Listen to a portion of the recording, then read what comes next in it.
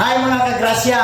So pag-uusapan natin ngayon ang patungkol sa kaligtasan dahil maraming nalilito sa ngayon kung ang kaligtasan ba ay sa pamamagitan ng gawa o sa pamamagitan ng kagandahang loob ng Diyos. Ating busisiin, siyasatin ang sinasabi ng Biblia sa Efeso Kabanata 2, talata 8 hanggang 9. Ating basahin. Sapagkat dahil sa kagandahang loob ng Diyos, kayo ay naligtas sa pamamagitan ng pananampalataya.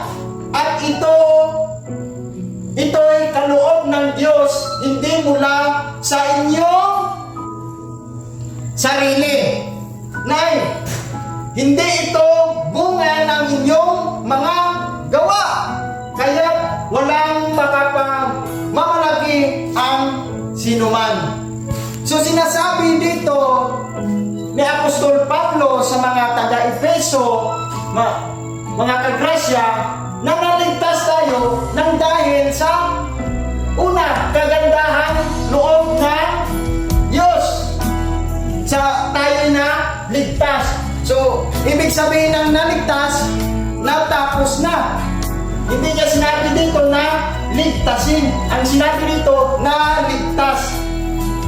Pangalawa, sa pamamagitan ng pananampalataya, tayo ay naligtas. Ito ay kaloob ng Diyos. So, ikatatlo, kaloob ng Diyos na tayo'y naligtas. Hindi mula sa inyong mga sarili. Ito pang-apat. Hindi ito nagmula sa ating sarili na tayo'y naligtas o niligtas ng ating Panginoong Diyos. Hindi ito nagmula sa ating sarili na mabait tayo, sumasamba tayo araw-araw, lumuhod tayo mula sa pintuan papuntang altar. Hindi ito nanggaling talaga sa ating sarili, mga kapatid, na tayo ay naligtas.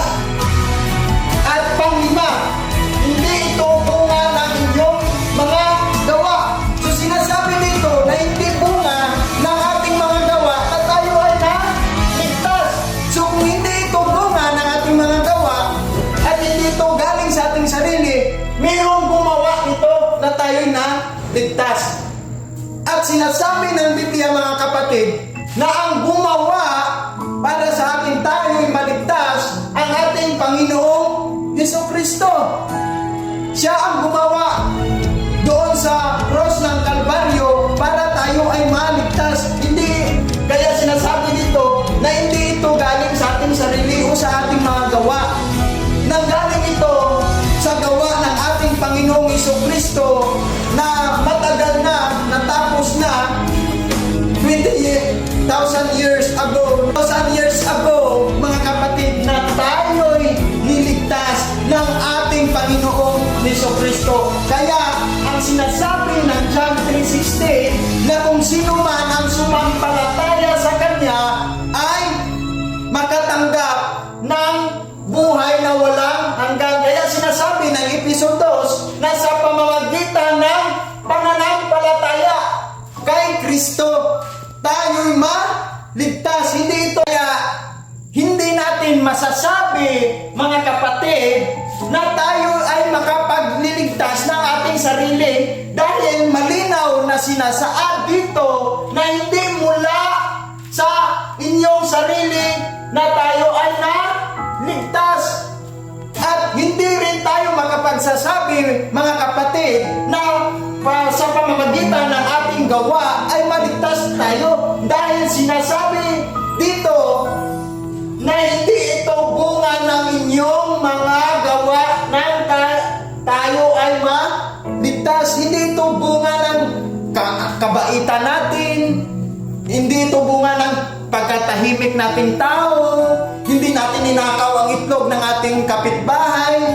Hindi tayo napastangan ng mga kapatid natin na tao. Di ba? Hindi